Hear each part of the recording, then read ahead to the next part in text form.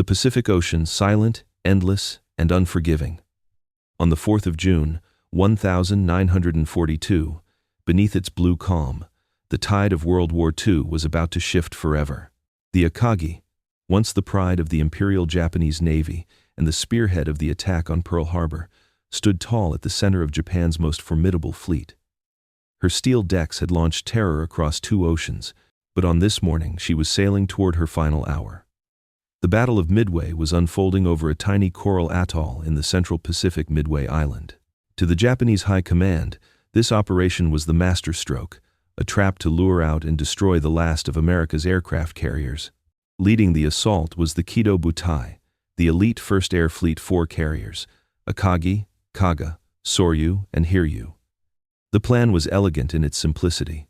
Hit Midway, wait for the Americans to rush to its defense, then crush them with overwhelming air power. Vice Admiral Chuichi Nagumo stood aboard Akagi, his gaze fixed on the horizon. The air was still, the sea, glassy. It all felt so familiar, so eerily like the morning of the 7th of December, 1941. But this time, the Americans were not sleeping. Unknown to Nagumo, U.S. Navy codebreakers had already unraveled Japan's plan. At Pearl Harbor's station Hypo, Commander Joseph Rochefort and his team had intercepted and decoded the signals. They knew the strike was coming, and they had positioned America's carriers to ambush the ambushers. As Akagi's flight crews moved with practiced precision, arming aircraft and preparing for another flawless assault, the sky above her was empty. But that sky would not remain quiet for long. What the Japanese believed would be a repeat of Pearl Harbor was in fact the beginning of their undoing. And the steel giant Akagi, born from ambition, forged in secrecy, and baptized in war, was about to face the most fateful morning of her existence. This is the story of how the hunter became the hunted. The morning of June 4th, 1942, dawned quietly for Japan's Imperial Navy. On board Akagi, Vice Admiral Nagumo gave the order to launch. The strike force was ready, fighters, bombers, and torpedo planes poised for their deadly mission. Yet, what they couldn't know was that the fate of the battle had already been sealed. The WWII had one simple objective: wipe out Midway's airfields, cripple its defenses, and lure the American carriers into the open. Once the Americans bit, Japan's superior air power would take over, wiping them from the skies.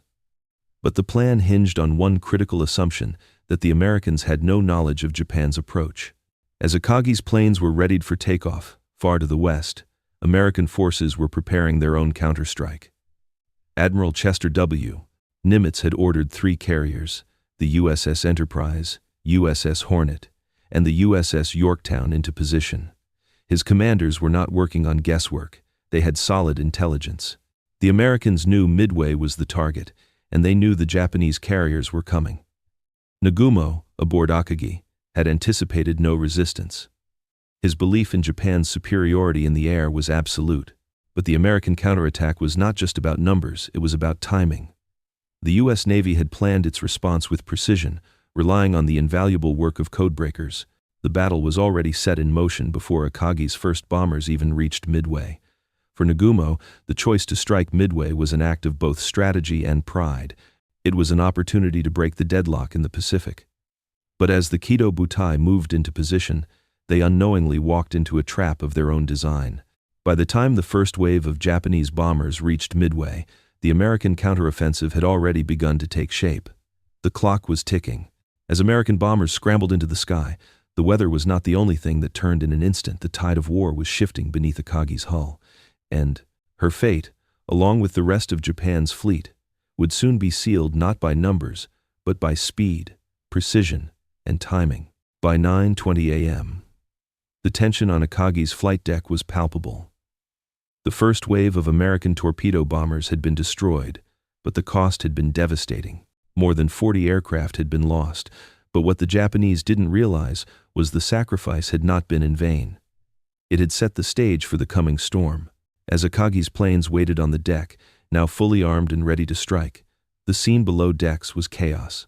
Bombs and torpedoes were being swapped frantically in a race against time. A deadly mix of fuel, ammunition, and crew members, scrambling to rearm planes, filled the air.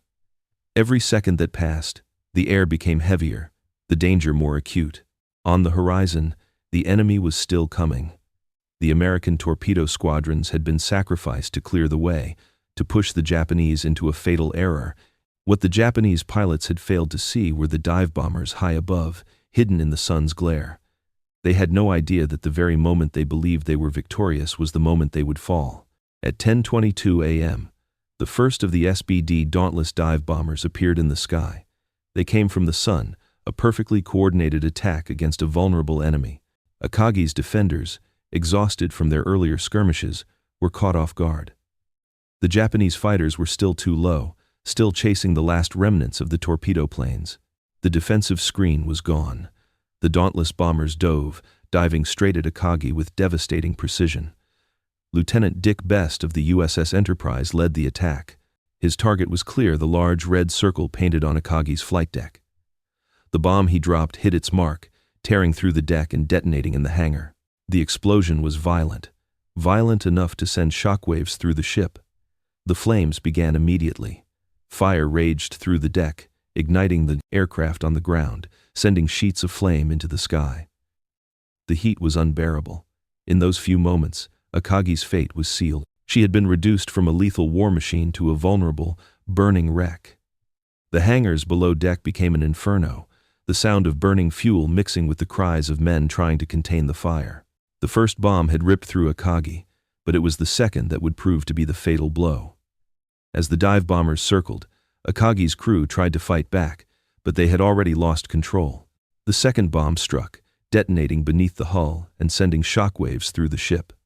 The rudder was locked in place, and Akagi, now a helpless hulk, was adrift in the Pacific.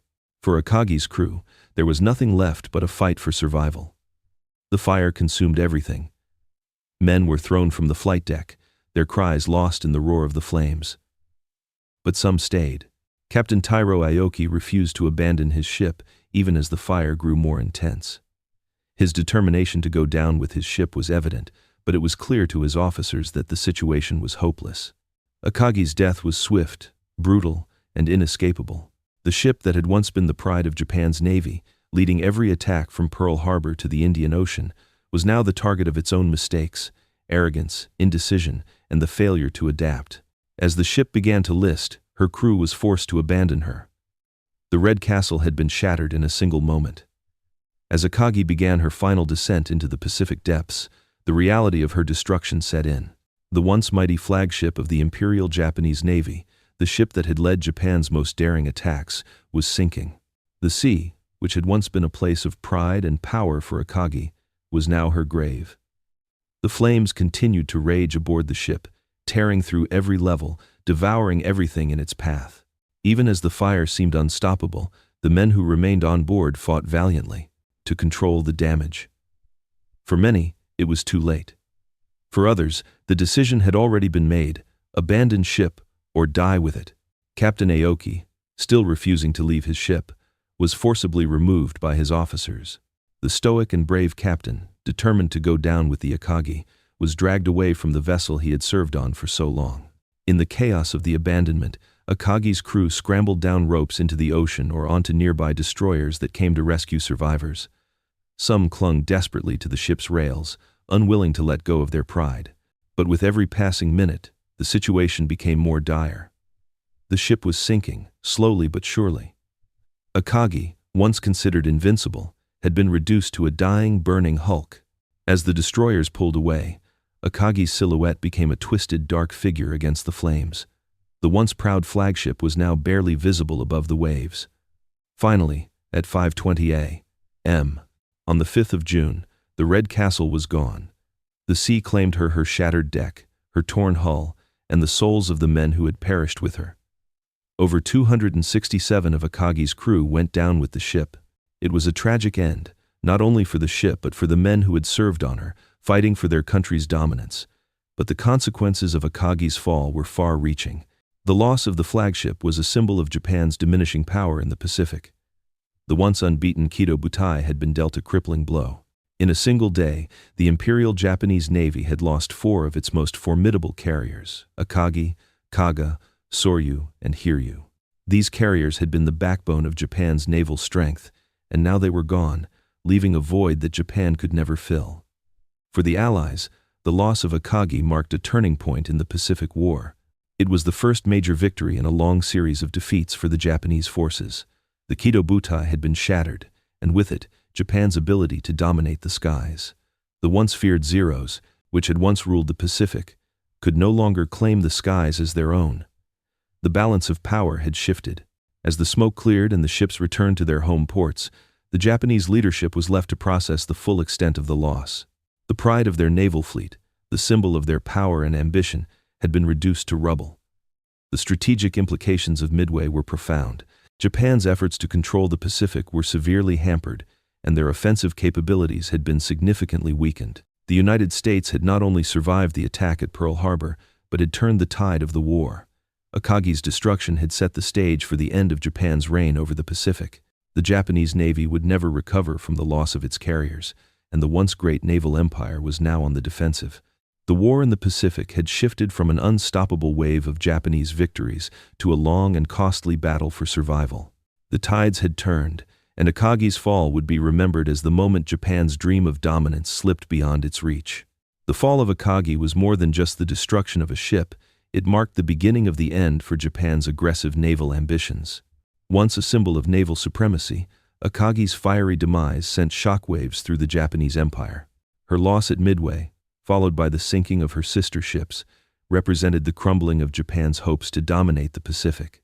The aircraft carriers, once feared for their speed, power, and deadly precision, had been annihilated in a single, devastating blow. For Japan, it was an irreplaceable loss, but the broader implications for the war were just beginning to unfold. The destruction of Japan's elite pilots and carriers at Midway would reverberate through the Pacific theater for years.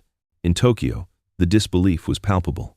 This was not just a loss of military hardware, it was the collapse of a myth. Japan had believed its carriers were untouchable, and Akagi had embodied that belief. To lose her was to lose a part of Japan's soul, its pride. For the United States, the victory at Midway represented a monumental shift in the war. What had once seemed like a seemingly invincible enemy was now vulnerable. The U.S. Navy had proven it could not only survive Japan's attacks, but could strike back and win decisively. The battle provided a glimmer of hope for the weary American public, a much-needed morale boost. With the loss of 4 Japanese carriers, the momentum shifted in favor of the Allies. In the years that followed, the impact of Akagi's fall would continue to shape the Pacific War. Japan, reeling from its losses, would go on the defensive, while the U.S. Navy continued its relentless push towards Japan's homeland. The Allies, fueled by the lessons learned at Midway, would go on to liberate island after island, inching closer to Japan's shores. The legacy of Akagi, however, is not just a military one. Her destruction symbolizes the turning point of a war that would change the world forever. It serves as a reminder of the fragility of power, the dangers of overconfidence, and the harsh consequences of hubris. Akagi's end was not just the loss of a warship, it was the end of an era, the death of Japan's belief in invincibility. Today, Akagi lies beneath the Pacific, her twisted wreckage, a ghostly reminder of the sacrifices made in the name of war. The echoes of her story resonate across the world, reminding us that even the greatest empires are not invulnerable. Her fall, like so many in history, serves as a testament to the resilience of those who fight against impossible odds and the shifting tides of war. Akagi's death, though tragic, marked a new chapter in the Pacific War, one in which the American forces would never again fear the might of Japan's carriers. The turning point had come, and with it, a sense of hope that would carry the Allies all the way to Tokyo Bay. But as the tides of war continue to ebb and flow, Akagi's legacy endures not just as a military defeat, but as a symbol of resilience, sacrifice, and the unwavering pursuit of victory against all odds.